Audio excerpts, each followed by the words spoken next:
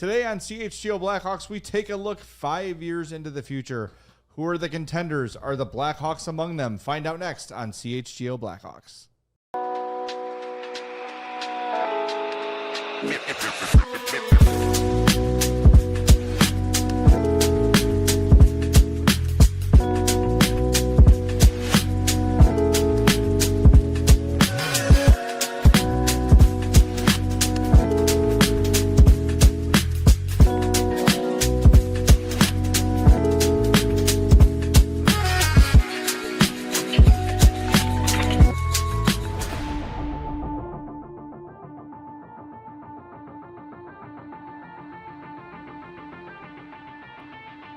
Happy Friday. Welcome into the CHGO Blackhawks Podcast. I'm Jay Zawaski. That's Mario Tirabassi. Hello. Joey's here running the show for us today. Today we've got a lot of lists, a lot of discussions to have. Before we get into it, make sure you check out yesterday's emergency podcast episode on the brand new Frank Nazar contract. We are so excited. We slept here. Same clothes and everything. Yes. Because we could not wait to do Friday's show. We didn't even go home. We just stayed here the whole time. Yep. So thanks for being with us today. Do us a favor, hit that like button. Make sure you are subscribed to our YouTube page as well. And it's a nice Friday treat for us. How about a 5-star review on Apple Podcasts or Spotify? It's another good way to celebrate Frank Nazar's new contract. So kind of with the Frank Nazar thing in mind, we're going to do a few things here. We're going to lead off talking about the NHL in 2030. This was written at the Daily Faceoff by Paul Pidutti, otherwise known as Adjusted Hockey. He goes through 4 categories of teams looking ahead to 2030. You've got the rebuilders, the outsiders, the competitors, and the contenders. We're going to tell you about all of them, some surprises, and where the Hawks fall. We also have the NHL's top 100 affiliated prospects from Elite Prospects, and then we've got ranking every team's prospect pool from Daily Faceoff. So a lot of stuff looking at the future today on CHGO Blackhawks. And before we begin, I, for one, hope this is the last summer that we spend almost every show looking forward to 3, 4, 5 years into the future. I'm done with it. I think a lot of Hawks fans are done with it. This should be the season where we get a good, somewhat more clear look at where everybody fits, where everyone's going to slot in, and what this team's future is going to be and how quickly it's going to be there. I'm done projecting. I want to talk about the NHL team as it stands. I agree. I would like to be done with the what ifs, with the hypotheticals. I want to talk about, guys that are going to be here, guys that are going to be part of this group for the next few years, not, which random free agents might come in and be placeholders. I think, as you said, this will be the first year we start getting some answers about how this rebuild is going, what direction it's going in, where these young players that we've been excited about for a number of years, where they're at right now as they kind of really get their NHL legs under them and where they can go from here. And I think as optimistic as we are about these guys and as much as the trajectory and the arrow point upwards, there's still a lot to be discovered at the NHL level. We're really only living off of potential at this point, but that's not going to get you very far. You actually have to realize what these guys can do on the ice, and I think this will be the first year that we get that glimpse, and it can hopefully snowball into, okay, what is this NHL group going to do? Not ifs and buts. It's okay, what does the actual tangible future look like? Well, as we look at the future, and all 3 of these little think pieces that we're going to talk about today, all think very highly of the Blackhawks' future. So let's start with the Daily Faceoff NHL 2030 projections. Again, contenders, competitors, outsiders, and rebuilders. They have, Paul Pidutti has the Montreal Canadiens winning the 2030 Stanley Cup. He has them ranked as their number 1 contender. Number 2 is Dallas. Number 3 is Minnesota. Number 4 is the Chicago Blackhawks. So he has the Hawks as the 4th best team in the NHL in 2030. So that's an indication. And by the way, this was written before the Frank Nazar deal was signed, just so everybody knows. One person whose job it is to project 5 years into the future really believes the Hawks are going to be right there with the best teams in hockey. Yeah, I think you look at where the organization is going, the direction that Kyle Davison has them going in, and as we'll talk about later, how many of these young up-and-coming prospects have a lot of promise behind them. If most of them hit their potentials and their ceilings over the next 5 years, you're talking about an in their prime Connor Bedard, in their prime Frank Nazar, in their prime potentially Spencer Knight, in their prime Alex Vlasic. Like, you're talking about all these guys, Renzel, Lev Schnall, like all these guys are going to be in their mid-20s, early 20s, and they're going to very likely have some real NHL time and success under their belt. And I think if things go to according to plan, that should be the expectation, is that you're going to have a group where, being one of the top teams in the league is going to be the expectation. And I don't think there's any, of course, how different teams structure themselves through free agency and trades and all that, and who knows who's going to go where and what drafts.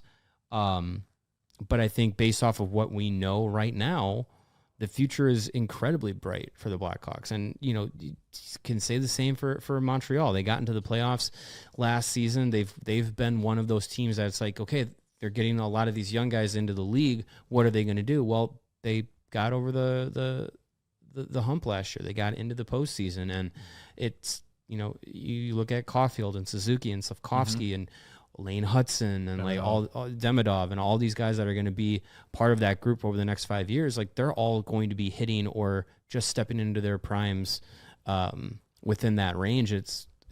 I think those two teams are going to, Blackhawks and Montreal.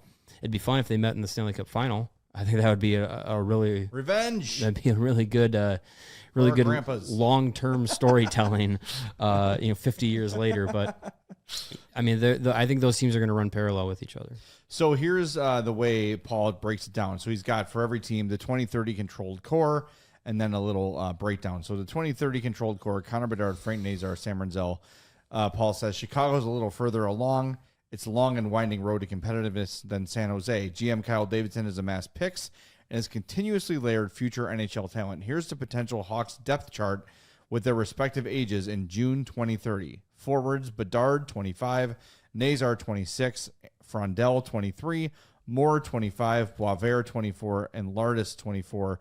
Defenseman: Renzel, 26, Levshinov, 24, Vlasic, 29, Gramps, and Korchinski, 26. Another elite player in the much-anticipated 2026 draft will add a weapon. Ongoing development and veteran reinforcements will be necessary to develop this youth movement, but Chicago is well-positioned for 2030 and beyond. I saved this part because I thought it was interesting. No longer under contract, he has Teuvo Teravainen, Ryan Donato, and Spencer Knight. I'd love to get Paul's explanation as to why Spencer Knight's not on this list. Yeah, I think in the way that he kind of explains it in the article, as far as his reasoning goes, is he's listing guys that project to be under contract and guys that there's question marks about. Mm-hmm. I think Donato and Teravainen for sure. Sure. You probably have moved on from them in the next 5 years. Donato's extension is 4 years, starting this upcoming season. Tavo's got, 2 left? Tavo's got 2 left, yeah. So, but Knight feels like if they're going to be the number 4 team in the NHL, it feels like Spencer Knight would have to be part of that equation. Because you need a difference-making goaltender to be one of those contenders. And maybe he loves Drew Comesso, or maybe he loves Arvid Soderblom. I don't know. Maybe he loves Adam Guyan, or I can never think of the guy's name they signed for Rockford this year. Stanislav Brezhnoy. Brezhnoy, yes. I love that name. I just can't remember it. Or it could be Ilya Konarski, the 7th-round Russian goaltender they drafted this year. Who knows? If he doesn't make it, Davidson should be fired. Yeah, exactly. But I see Knight as part of this future, but that's neither here nor there. The point is that, this is a lot of high-end talent, and it's crazy to think 5 years down the road, Bedard's only 25. It's just wild. That's when Connor Bedard in 2030 should be hitting his prime. Right. That would be the trajectory that you'd imagine a guy like that would be. I think about the last few seasons of some of the top guys in the league, like McDavid and McKinnon and these guys that have hit those ages and what they've been able to do. I'd imagine Bedard's going to be in that echelon of player of top in the league. As Paul wrote a few weeks ago about the top 30 players of 2030, he had Connor Bedard at number 6 in the group. I don't find any reason to doubt that he's going to be in the conversation of top 10, top 5 best players in the league because he has that level of talent. It's going to take some time for him to unlock that full potential, and he's just turning 20 this season. And yeah, being what would be just now 25, 5 years down the road, you got to think like he's got that potential to put up 30, 40 goals, 90 points or plus. Like you'd imagine he's going to hit that those numbers, especially if guys like Frank Nazar and Anton Frondel and Rinzel and Lefschall, they're also hitting, a lot of their benchmarks too, because all those guys are going to collectively push the team forward, as we have said since Bedard has been part of the Blackhawks, and we kind of reiterated it yesterday on the show, talking about with Nazar's extension and everything. It's not a one-man rebuild. It's going to be a collective group that is going to get this team back to where they need to go. Well, I think that's when you look at where he's got Montreal as number 1. You might look at them and say, well, they don't have a Connor Bedard. No, but they've got a lot of they probably have better guys behind their best guy, right? So I guess you'd say Nick Suzuki, as of now, he'll be 30 in 20. In 5 years, I'm going to imagine the best forward that the Montreal has is probably Ivan Demidov. And he'll be 24. Yeah. So he's got Demidov, Suzuki, Slavkovsky, Caulfield, Bolduc, Haig, Beck, and Kapanen as their control forward. So that is probably right now better depth than your Nazars, your Moores, your Boisvers. It's more proven. Your Frondels. Sure. You know more about Suzuki, Caulfield, Slavkovsky, those guys. Right. But I don't know, it remains to be seen too, where those guys' ceilings are. How great are they going to be? I think Demidov feels like a sure thing. Nick Suzuki is a guy who's going to be good for a long time. Mm-hmm. Obviously, all this goes with health considerations, of course. Sure.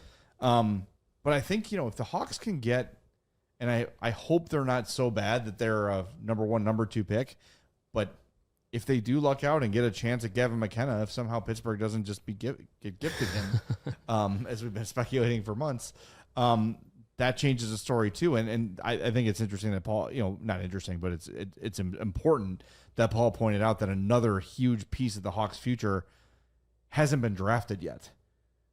You're probably still top 5 next year. Right. Even if you really like the way things went this season. If we're being, I know we talked earlier this week about, boy, if you squint really hard and everything goes perfectly, could they be a playoff team? Everybody overachieves. Could they maybe sneak into the wild card? The answer is no, because it took 96 points to get in the playoffs last year, and I don't think there's any potential for that to happen. But they could be in the 80s. They could be sniffing around a playoff spot for most of the season. But Montreal is now solidly a playoff team. They're going to have a whole season of Demidov. Yeah. And these young guys who are a few years ahead of the Hawks, they're going to keep them, they should anyway, keep them competitive. So they're not going to be picking as high as the Hawks will be for the next year, at least next year. Mm-hmm. Hopefully not 2, but potentially 2. Yeah, I mean, you look at it, so this would make, 5 years from now, Frondel is 23, right? And he was their, first of 3 first-round picks this year. So you're also talking about, Nestrasil West. Nestrasil would be 23. Mason West would be 23. Boisvers 24. Like Van Ackers in that mix. Like a lot of these guys would all be reaching that mid-20s range where Alex Vlasic is right now in current day. Sorry, JFK Bolin. And whoever they pick this year with their first pick, whether it's if you're in the running for McKenna, but you fall short, it's Ivar Stenberg, or maybe it's Keaton Veroff, or his first name's slipping my mind right now, but Roback is another guy that I think a lot of people have excitement for at the top of the draft. Like those guys would be 22.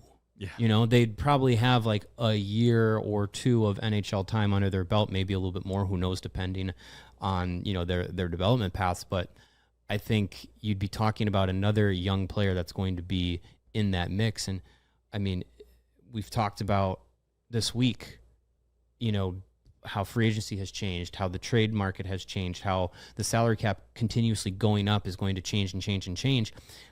We talked about yesterday with Frank Nazar's extension. there's a projection that the 27-28 season, the salary cap is going to be $113.5 million.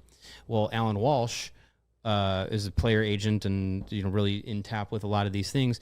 He took that information and said, the salary cap projection is going to be adjusted higher by then than $113.5 million. So if we're talking about by 2030, we might be talking about $140 million salary cap or something like that, something completely crazy, to where you'll have to draft and develop your teams because everybody will be allowed to give everybody all the money, because the NHL has never had this type of money to work with under the salary cap era. So if you're drafting and developing and all these guys are coming through the system, you're talking about a lineup that's probably going to average like 26 years, the average of 25, 26 years old. And you're going to have 25, 26, 24-year-olds leading the way, and it might be the majority of the group.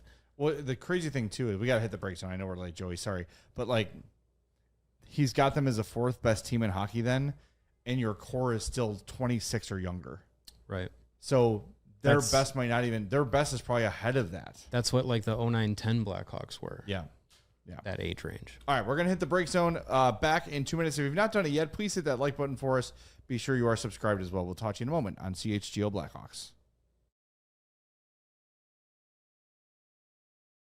Whatever the sport, the app to bet is Circa Sports Illinois. Circa Sports, it's sports betting the way it should be. Circa Sports Illinois, they've got high betting limits, low holds, and incredible, exceptional customer service.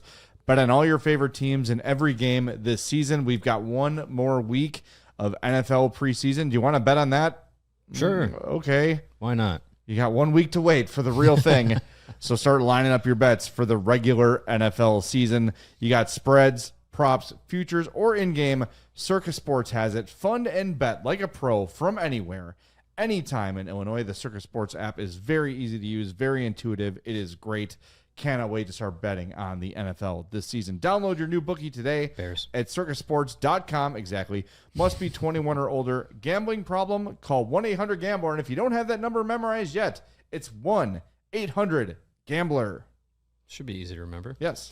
Four Seasons Heating, Air Conditioning, Plumbing, and Electric. They have been your heating, air conditioning, plumbing, and electric friends in the Chicagoland area for over 50 years. And it is still summer. It is still time to make sure that your AC unit is installed, maintained, and repaired, and up to par when it comes to keeping your home cool. You can save up to $4,000 on a new comfort system with Four Seasons, with new AC units starting from $39 a month and AC furnace combos from $57 a month. That's a good deal. Your trusted local experts are Four Seasons Heating, Air Conditioning, Plumbing, and Electric for all of your heating, air conditioning, plumbing, and electric needs. Visit fourseasonsheatingcooling.com, where you can find all of their special offers and money-saving coupons. Again, that's fourseasonsheatingcooling.com for all the right reasons. Four Seasons. All right, welcome back. We got a $10 million super chat from Steve from Cicero. Oh, yeah. Says, best show ever. Thanks, guys. Thank you, Steve, for the $10 million super chat. Now we can party with Frank Nazar. Yeah. We'll If you'd up. like to super chat us $10 million or whatever, go ahead. We're only going to read his, though, out of respect for Steve from Cicero's donation. Mm-hmm. So, yeah, feel free to throw those super chats in there. Yes. Or just hit the like button. The new standard has been set. Yeah, thank you, Steve. Wow. Godfather, step up. Very personal. Is that the guy who always did? No, the Duke. No, the Duke. Is the Duke is, I don't know if the king. Has the Duke been around? I don't know. We haven't. There's a whole myth going on about the Duke where he disappeared for a while, then he came back, and now the Chicago Bears right around the corner. Maybe we see the Duke again. Is the Duke cream sleeve? Wow. Have you ever seen them in the same place? I can't say I have. I think the Duke just maybe gave away all his money and he's like, oh crap. Wait, I actually have now to pay I'm that? broke. He It's can't not pay like his virtual currency. He can't pay his Xfinity bill anymore. Well, all right. Looking at the rest of this list. So here's where Paul Pidutti, Adjusted Hockey, has his contenders are Montreal, Dallas, Minnesota, Chicago, San Jose, Carolina, Anaheim, Ottawa. Not going to read his whole article, obviously. You can do that. What excited me and entertained me was the rebuilders. The bottom of the league. I'm going to go from 32nd, so worst, to 25th. These are the teams that Paul thinks are going to be rebuilding in 2030. LA, Pittsburgh, Vancouver, Winnipeg, Toronto, Nashville, Boston, Florida.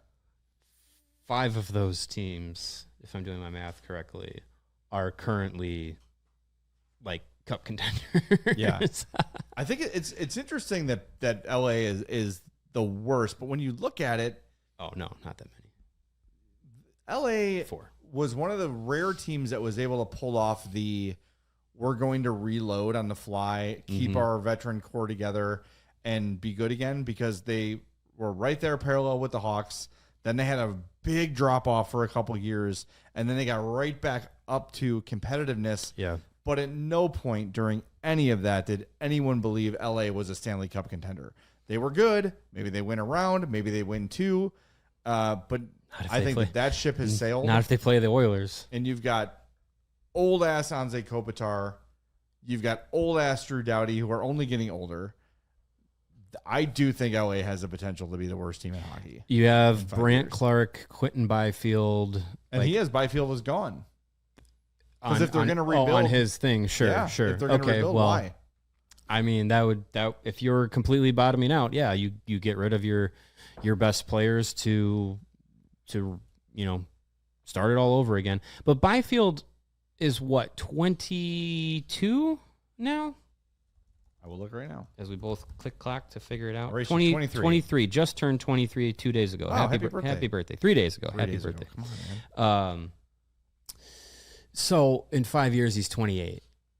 And if you're tanking, you probably don't hang on to him. And if you're rebuilding, that is a massive asset. You can get a huge return for. Absolutely. Maybe he's on the Blackhawks and by maybe, then. yeah, maybe, and maybe you do the same with Brant Clark. Yeah, and that's the thing with all of those teams that are in that rebuilder category. They are or have mortgaged their entire future, their prospect system, their draft capital for the present, and it's worked out for a number of them, mainly Florida. Like, they right now are going to, continue to be top of the league cup contenders, but in 5 years from now, as Paul points out in his article, their core that they have is going to be one of the, if not the oldest of the NHL, of like, this is our core group who's going to drive our team.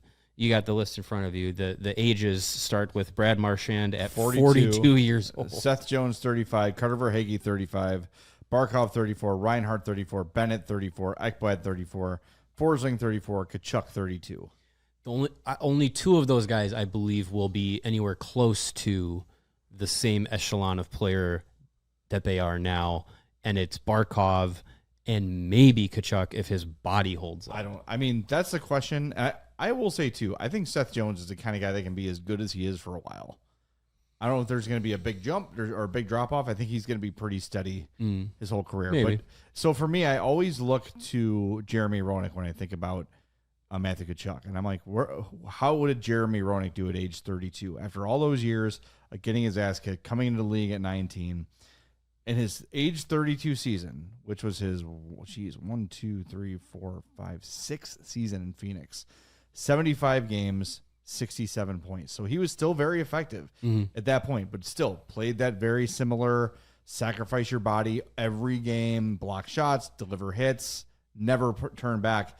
The drop off for Roenick really started coming. Well, he started getting hurt. That was more of anything. Right, but yeah. 36, 37, 38 is where he really was a shadow of himself. Yeah. So maybe Kachuk will hang on and a lot of players get to that point at that age anyways. But yeah, he wasn't the 100-point guy he was in Chicago ever again after leaving Chicago. Right. And with Kachuk, his heart was broken. Yeah, and yeah, of course. And with Kachuk, like, you hear about some of these injuries he's played through in these cup runs. And broken like, sternum or whatever he's not going to be healthy to start this season. He's going to need to undergo, surgery and stuff. But in the next 5 years, you see how long the Panthers remain contenders and how long that they'll have to, go into the playoffs and what all those guys will put their bodies through. And Kachuk, especially the way he plays, like, you're not going to get through an 82-game season and a 20-plus game Stanley Cup run unscathed. So as that piles on, like, that's going to take a toll on a guy like him. So how he withstands that is going to be important. I still think that he'll be one of the more effective players on that team in his age 32 year. I just don't know if he can still be over time the go-to guy. He's also one of the slowest skaters in hockey. That is documented. Yeah. And I love the guy. He is if I could take one guy and add him to the Blackhawks, it would be him. Not for, logically, it doesn't make a lot of sense, right? But like just for funsies to add a favorite player, that's what I would add. But I really don't know what he's going to look like in 3 years, let alone 5, considering everything he's been through. So we'll see. Either way, again, Marchand will be 42.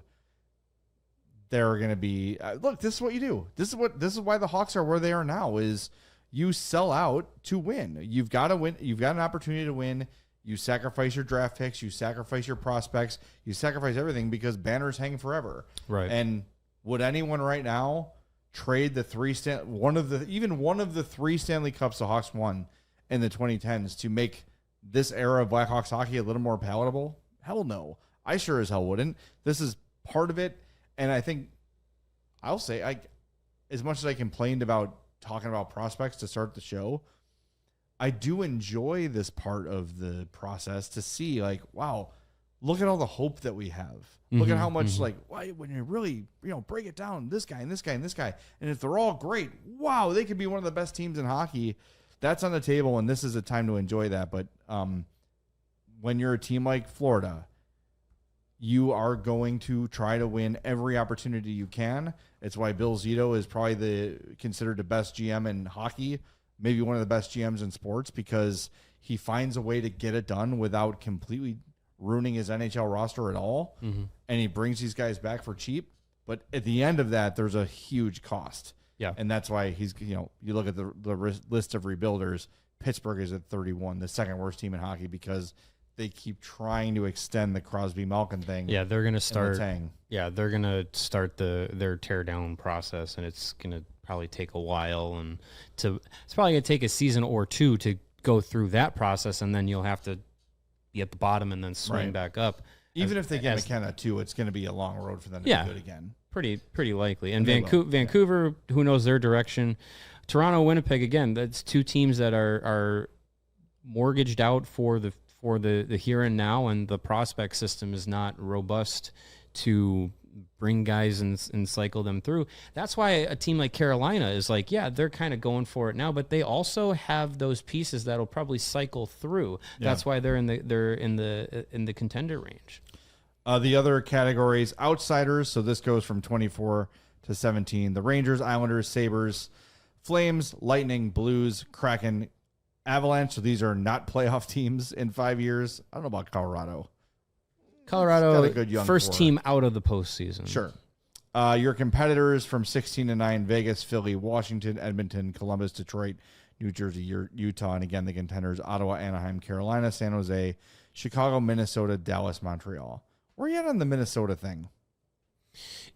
This would be Kaprizov staying. This would be Matt Boldy being a superstar. This would be... are you banking that Philip Gustafsson is still your goalie at this point? I don't know. You got...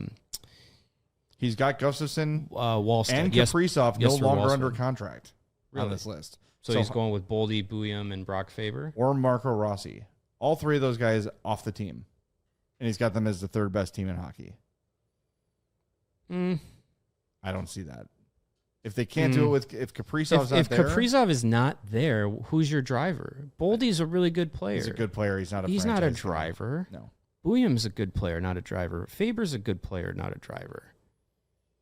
That's interesting. I'd love to talk to him, and I'd love to talk to Paul and probably get more of the idea of where he sees the Wild. Because if you don't have your goaltender... He's got Wallstead as your goalie. Okay, that's a guy that's similar to Spencer Knight.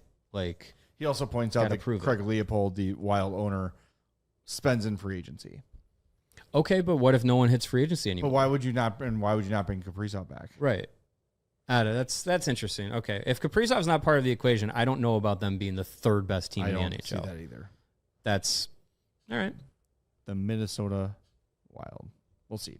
All right, we're going to hit the break zone one more time. If you've not done it yet, please hit the like button for us and try to match Steve from Cicero's $10 million super chat. Even as a collective. Wow. You can try and match. Just incredible. Incredible stuff from Steve from Cicero. We'll talk to you in 2 minutes on CHGO Blackhawks. If you're looking for tickets to a sporting event or concert near you or far from you, it doesn't have to be near you, anywhere in the world, probably the country actually, head to Game Time. Download the app. Game Time International. That's right. You're going to love it. They are the official ticketing partner of the ALLCITY Network and CHGO Sports. You may have heard the news. The Chicago Bulls are retiring D. Rose's number on January 24th. That is already the second most popular event on Game Time. $338 to watch a legend get his number retired. Local kid, it'll go down closer to Game Time. That's how Game Time works. And if you've never been to the United Center before, which would be a bit strange, but that's fine. You can see the views from your seat. You can see where you are in context to the banners. So you want to get a good look. Yes. So take the guesswork out of buying tickets with Game Time. Download the app, create an account, use the code CHGO for $20 off your first purchase. Terms apply again. Create an account, redeem code CHGO for $20 off. Download the Game Time app today. Last minute tickets, lowest price guaranteed. And sometimes to get to the game, you need a car. Yes. And sometimes in life, you need a new car. And with our friends at Ray Chevrolet in Fox Lake, they're slashing prices on new cars and giving you big savings all month long. You can come in today to shop the new car clearance event. Check out their selection of over 125 vehicles priced under $20,000. With one of Chicagoland's largest Chevy inventories, you're sure to find the perfect vehicle for you. And as one of the top-selling Chevy dealers in the Midwest, they're able to keep their prices competitive so you know you're getting a great deal. And with Ray's Price Promise, that lets you shop confidently, because the price you see is the price you pay. Visit our partner at their convenient location right on Route 12 in Fox Lake, and don't miss out on their new car clearance event going on all month long. Shop Ray Chevrolet in Fox Lake or at raychevrolet.com. They've been serving the community since 1963. Together, let's drive. Alex Shamnov agrees. All right, back to our second of three lists on today's show. This is from Elite Prospects Mitch Brown, writing about the top 100 affiliated prospects ahead of the 25-26 season. So this is drafted NHL prospects. We're back to the here and now. Yes, the here and now. We're back from the future. Correct. We took the DeLorean, from the future we filled it with garbage, and we're back here. The Blackhawks, unsurprisingly, lead this list. With 7 in the top 100 and an 8th as an honorable mention. Hard to argue. So they've got Artem Levshinov 10th, Sam Renzel 16th, Anton Frondel 26th, Oliver Moore 37th, Sasha Boisvert 69th. Nice. Vaclav Nestrasil 77th, Nick Lardis 100th. Nice. And Ethan Del Mastro gets an honorable mention. So first blush, I can agree with that. I feel like Levshinov is lower than I expected. At 10? At 10. I feel like Moore is higher than I expected. Yeah, I would agree on Moore. I think Moore feels a little bit higher on the list. But I mean, I think when you look at this list and you see the guys that are at the top, it's, Schaefer and Misa are in there, and it's a lot of more immediate guys and a lot more like potential high upsides where we've seen Levshinov play a full professional season already. I think him being 10 is pretty. I think that's pretty fair. I think as you look at it with, if you want to say 5 years down the road, who could potentially be the top 10 youngest, under 23 players in the league, he'd be there. He'd be in that group. So I'm not surprised that the Hawks have had these many guys on this list for the last few seasons. You talk about prospect pool rankings and affiliated drafted prospect. They have continuously been high on those lists. All over lists and rankings like that.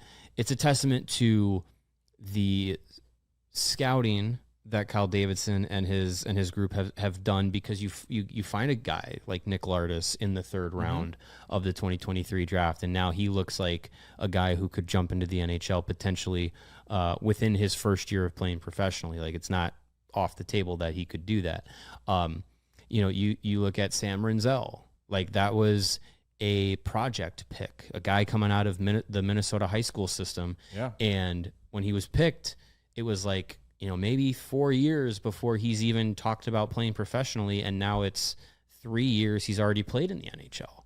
And he's a guy that could probably get, some notoriety for Rookie of the Year in the Calder conversation this year if he plays the whole season or a significant portion of it in the NHL.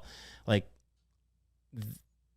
Davidson and his group have done a really good job of finding the right kinds of players that not only have high upsides on the ice, but also off the ice, play the ways that you want successful players to play and systems to play, like fast, commitment to defense. You look at a guy like Boisvert, like you took a guy like Sasha Boisvert at 18th when a guy like Cole Iserman, who that draft class started that cycle in the top 3 of prospects and fell to the 20s because it's more of a one-dimensional game, his goal-scoring ability. But you go with Boisvert because he has both equally offensive and defensive upside and different intangibles and different mentalities and the way that they play the game. I would like to think that career for career, Boisvert is going to be a guy that's probably going to be more multidimensional in his NHL career than a guy like Cole Iserman, who, if the goals aren't going in, what else does he do? Right. Yeah, I agree with that. And I think you can even look at this year's draft, too, with Anton Frondel, who I think a lot of people were, all right, makes sense. Not the sexiest pick in the world, but, I know some people really like James Hagen's there. I know the dream was Misa, but he went ahead of there. So they took Frondel, who seems like a quote-unquote safer pick. But it checks the box of what they've been trying to do is you're trying to draft this whole, you're trying to build a roster of guys who are all going to play as you're describing, right? Like it all ends. And if you look through even these names on the list of Levchinov, Renzel, Frondel, Moore, Boisvert, Nestrasil, Lardis, and Del Mastro, the 8th, the honorable mention, they're all very well-rounded players. I think the one question you have would be Nick Lardis. Is he one-dimensional? Is he offense only? Maybe. I think you can maybe probably say the same thing about Connor Bedard, but the level of offense is expected to be so high from Bedard that you live with the defensive deficiencies, just like you did with Patrick Kane for a long-ass time. Yeah. But then the other 10 forwards you have on the ice are playing defensively responsibly all the time. Mm-hmm. So you're putting yourself in a really good position to not just like, not only are these guys really talented and good playmakers and potential goal scorers, but they're all going to play winning hockey. That's just Jeff Blashill just talks about endlessly, is this winning hockey concept. That's what they've been drafting. Mm-hmm. So far, so good. You see why they have the most. I do want to recap the top 10 because, as I mentioned, I was a little surprised that Levchinov was as low as he was. So I'm going to start with number 1 and brace yourselves because number 1 is Ivan Demidov. Number 2, Matthew Schaefer, the number 1 pick from this year's draft. Number 3, Michael Misa, the 2nd pick from this year's draft. Porter Martone, 4th. Who was picked after Frondel. After Frondel, right. Yep. Zane Parekh, 5th. Ryan Leonard, 6th. Zeev Buium, 7th. Beck Seneke, 8th. James Higgins, 9th. And then again, Artem Levchinov at 10. So, I mean, look, this is one person's opinion. This is Mitch Brown's opinion. It's, I am surprised to see Porter Martone that high. Yeah. I mean, you put picks 1, 2, and 4 at 2, 3, and 4 of the 2020 of this list. That seems a lot of like recency stuff. Recency bias. Martone's 6th to Philly.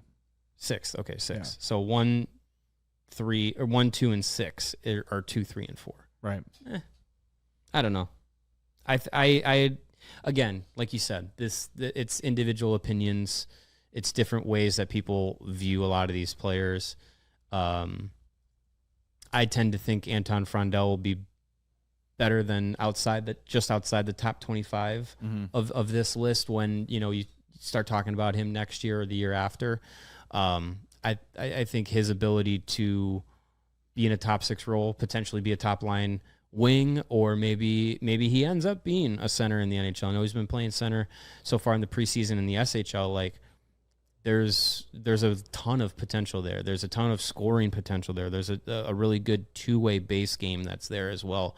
Again, talking about like the style of player that the Blackhawks have been going with, like he fits that mold, and I'd like to think that he has a few more higher end dimensions in his game than maybe Porter Martone might. And we were high on Porter Martone in the draft cycle. Friend of the show. But I think we were also in a position where if it was Higgins or Martone or Desnoyers or all these guys that we continuously were talking about leading up to the draft in June, each of them were going to be fine.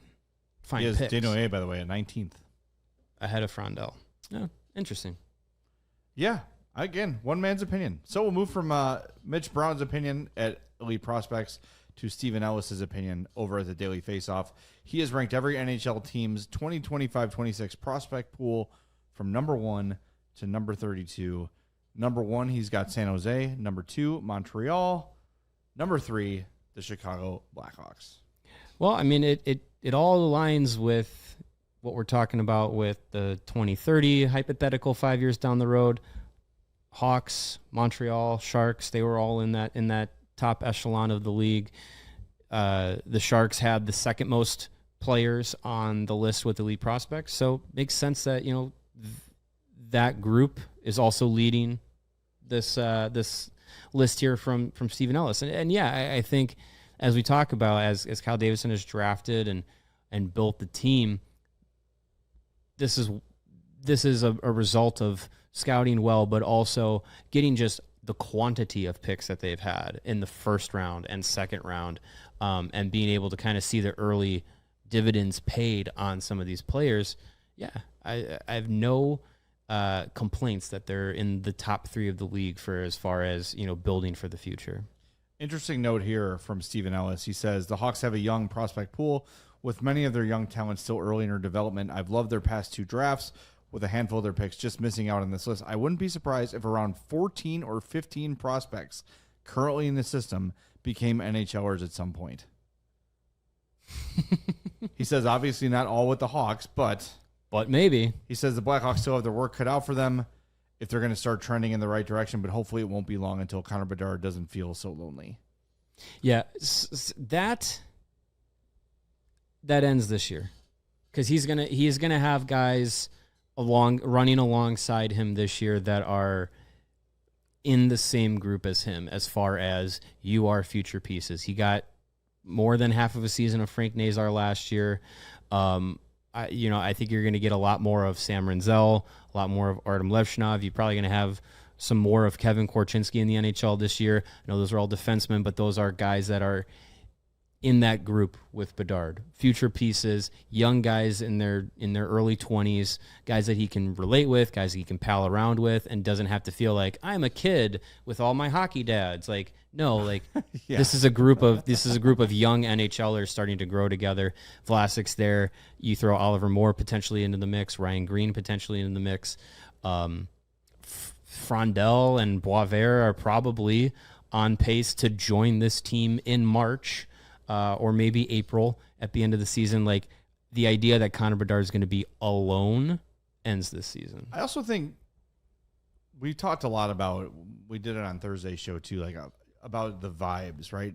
When we were talking about Frank Nazar and again, if you missed our emergency pod on the new Nazar contract, go check it out. When we talked to Alex Vlasic, what was this like? Was this our first year? When he joined us after his rookie season, right? And he was talking about how it was kind of intimidating to be in a Hawks locker room. And yes. I think he used the term like walking on eggshells. Yes. And he didn't mean it as that he was going to enrage anybody if he said the wrong thing, but he just was like, ooh, I'm the new guy here. There's a lot of really respected vets. I just need to kind of stay in my lane. Mm. By this roster getting younger, all these young guys are going to feel more comfortable to express themselves, to be themselves, not feel like, oh man, like I'm on the ice, like it's like Lucas Reichel, right? He's on the ice with Pat Maroon. He's like, I guess I got to pass to the veteran because I'm 23 and he's, 50. So I got to get the puck to Pat Murray. Like there is that mindset in hockey that you have to kind of wait your turn to get yours. Yeah. And even though the veteran players will say like, no, man, do your thing. Like, I do think the young players do feel that pressure to defer to the older guys. The fewer older guys that are around, the less that's going to happen. Yeah. So I think, you'll see Bedard shoot more. And I think he's going to get that message very clearly if he hasn't already that, hey, man, you need to assert yourself more. You can't be, we love that you're a playmaker and we don't want to take that away from you, but your mentality with the generational shot should be shoot first all the time. I think he'll be more comfortable with that approach with a younger team around him. And then those guys coming up, the Moores, the Levshinovs, the Renzels, will feel like, hey, I'm here with my peers. Yeah. I'm playing with guys that are on the same level as me, the same age as me, same interests as me. The guys I've been going to prospects camp with for years that we've become close with over this time. Now we're all here together. We know each other. There's no deferring. There's no worry. We're just going to play our game. And I think that the leadership veterans that they do have in the room are the kind of guys that will allow that to happen and encourage that to happen. Yeah, I think we heard it from Nick Foligno at the end of last season where, he wants that environment to be allowing the younger guys to start taking up more space in the room and have a group that, as captain of this team now, through this, transitional period and this rebuilding period, he can hand off the keys to the kingdom, so to say, or just as head of the leadership group, be able to hand it off and say, okay, this is the young guys' team now. And I think we started to see that at the end of last season, and I think it's going to continue to roll into this season. They do have Foligno and Dickinson and Murphy and, Donato's a veteran of the NHL, but I mean, he's obviously around for the next 4 years. Bertuzzi and Tavo they have older guys, Mikheyev, Burakovsky, sure.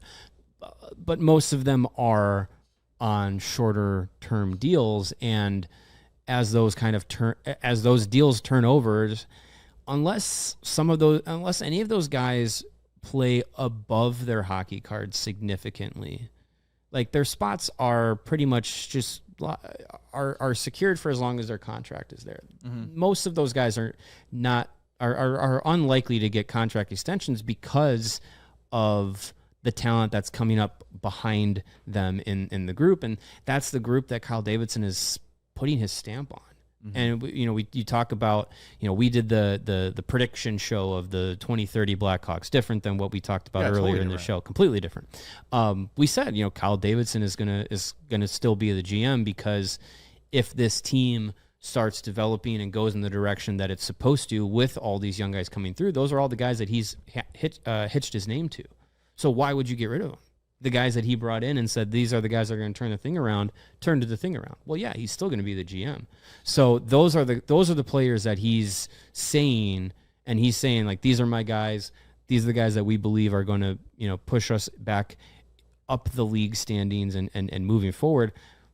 Sure, he brought in some of those guys as free agents, but I think the bigger stamp is the draft and develop crowd.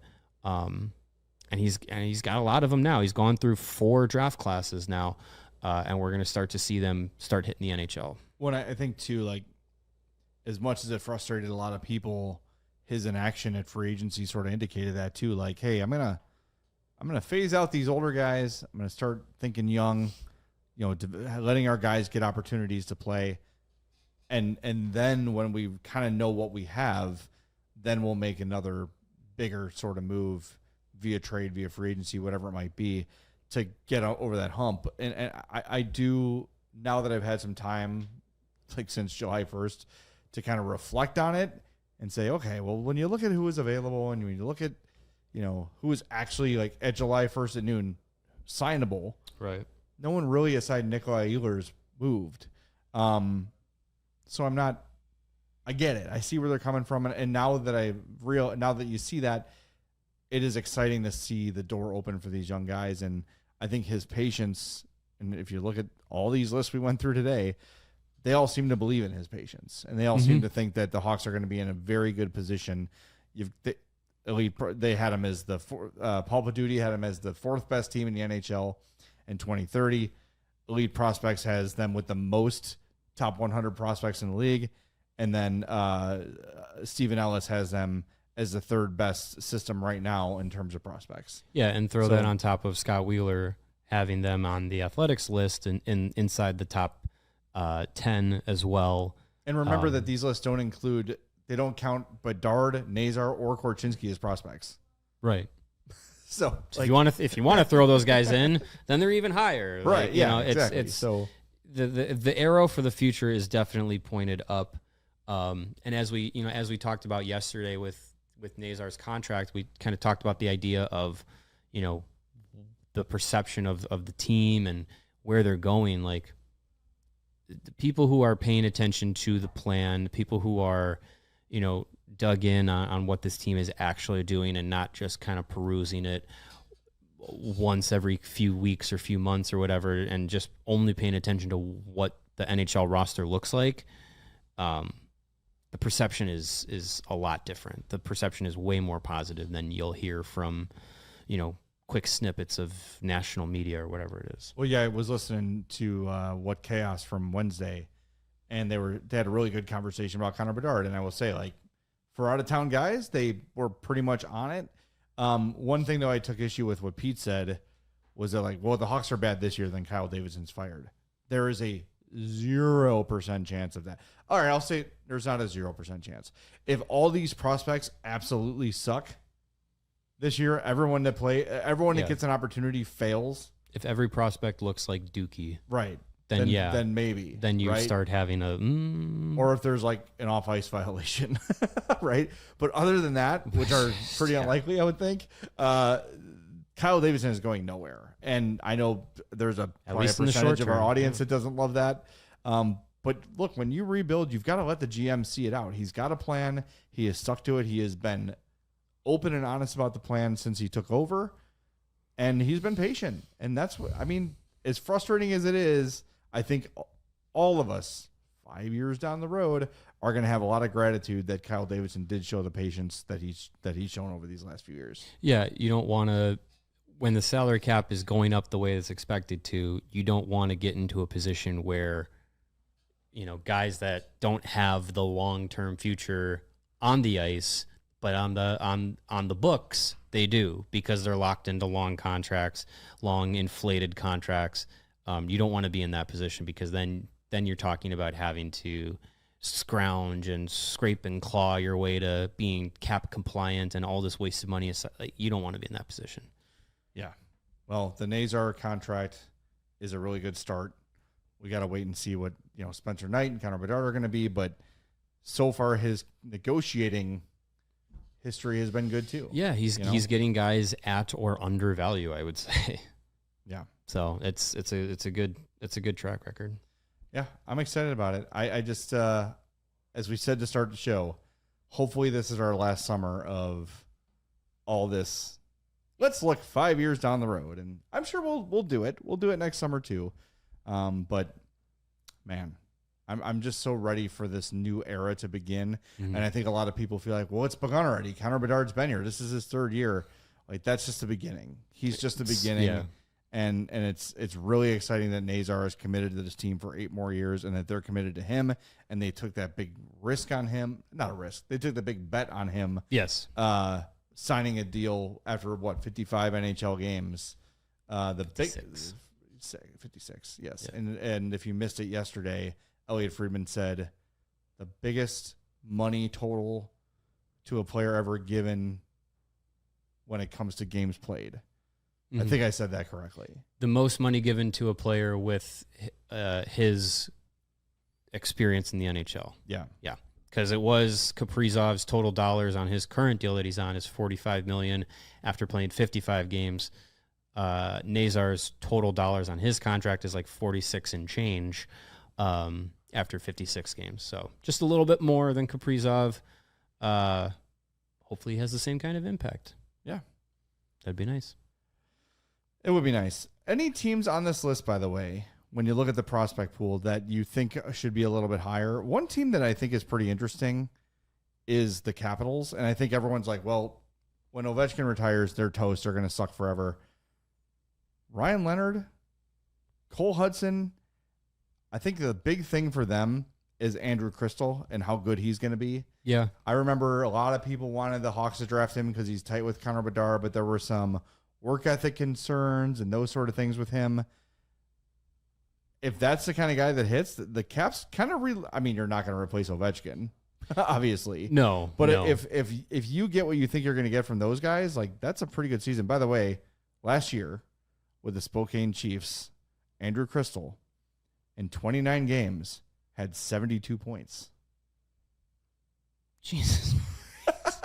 22 Hold on, let me goals look at that again. and 50 assists in 29 games. So yeah, he had So in his WHL season last year, he had 132 points in 57 games. Yeah, that's pretty good. That's pretty good. Yeah, that's almost like what Connor Bedard. It's a jump up from his 111 and 62 the year before. Yeah, he's dominated his peers. Now it's kind of, what is that step up going to look like? Yeah, the Capitals are interesting because they were trending towards, this team has nothing left. Penguins. Yeah, they were going in that direction. It was like, this team has nothing left. Their whole future is mortgaged, and you're toast. But yeah, you got Ryan Leonard and Andrew Crystal, who I think both of those guys are going to, try and be in the NHL this year. Ryan Leonard for sure. Yeah, he's going to be in that good mix. In his limited time last year. So. Yeah, and you're also talking about a guy like Ilya Protas. Like, what is he going to end up being? Like, was last year a fluke, or is that the kind of guy he can be?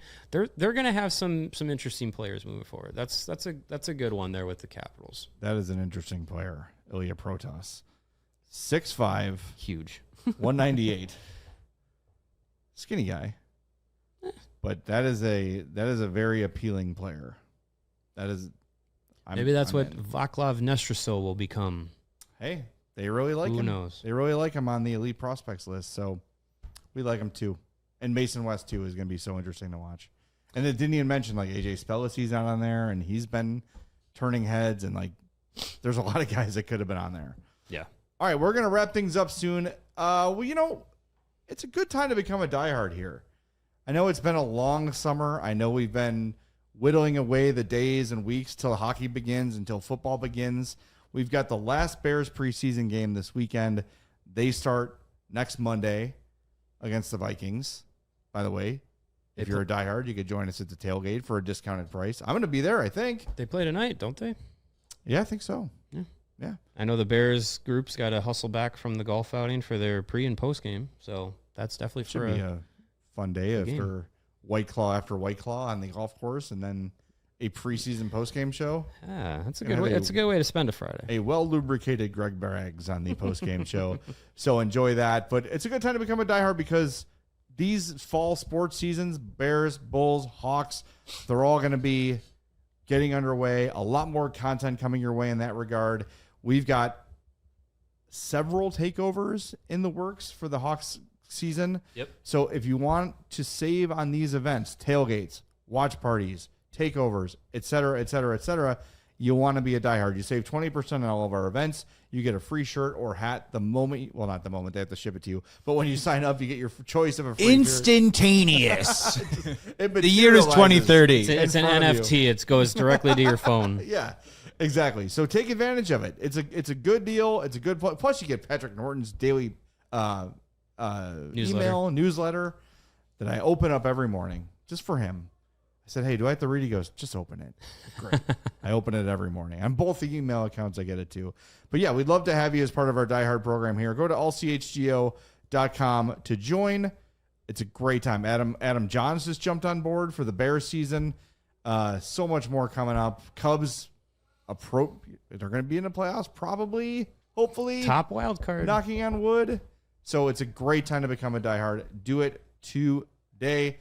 allchgo.com/join. And once you get your free shirt, your free hat, you still get money off all the merch, 20% off every hat, shirt you buy from here on out. And every year upon renewal, you get another one. So it's really an awesome deal. And most importantly, it helps us keep doing what we do here at CHGO Sports, like having an emergency pod 5 minutes after Frank Nazar signed yesterday. Yes. So we appreciate you being here. Do us a favor, hit that like button on your way out. Tell a friend about us this weekend as well. We'll talk to you Monday at 2 for Mailbag Monday. Look for the tweet on Monday night or on Sunday night, and then get us, if you're a diehard, jump in the Discord, Send us your questions there, and we'll get them answered right here on the CHGO Blackhawks Podcast.